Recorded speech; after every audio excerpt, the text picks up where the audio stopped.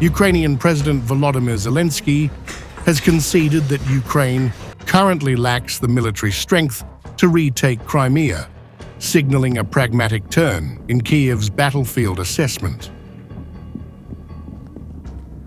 Speaking during a press interaction in Kyiv on April 25th, Zelenskyy remarked, "We do not have enough weapons to return control over the Crimean Peninsula."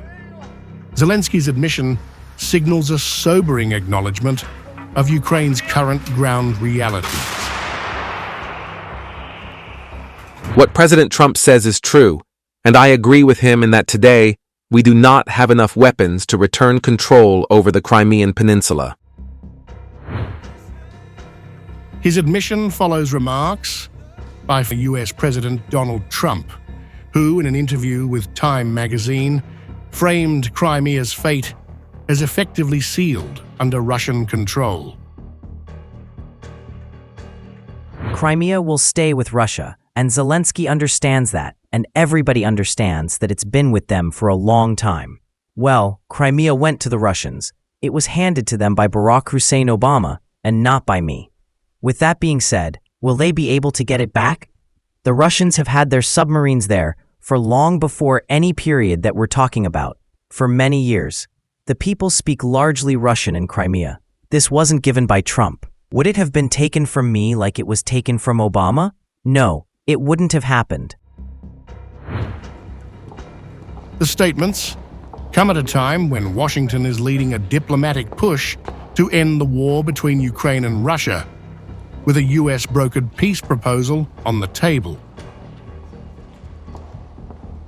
Reuters reported it had reviewed US proposals handed to European officials last week, which advocate recognizing Russia's annexation of Crimea and granting Moscow control over parts of eastern and southern Ukraine.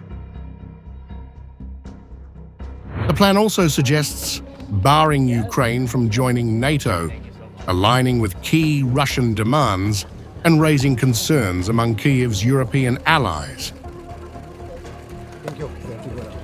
However, according to Reuters, European and Ukrainian officials have submitted counter-proposals during talks in Paris and London, rejecting any immediate recognition of Russia's territorial claims and calling for deferring such discussions until after a ceasefire. Despite mounting international pressure, Zelenskyy has maintained that Ukraine's sovereignty is non-negotiable. Earlier this week, he reaffirmed, "Only Ukrainians can decide matters of our land." At the same time, his latest remarks show a tactical recalibration.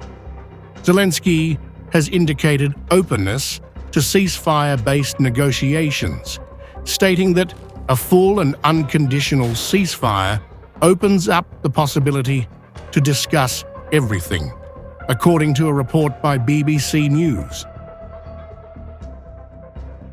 With the United States signaling impatience for a resolution and Trump's comments reshaping international perceptions, Ukraine's long-standing aspiration to reclaim Crimea faces an uncertain future.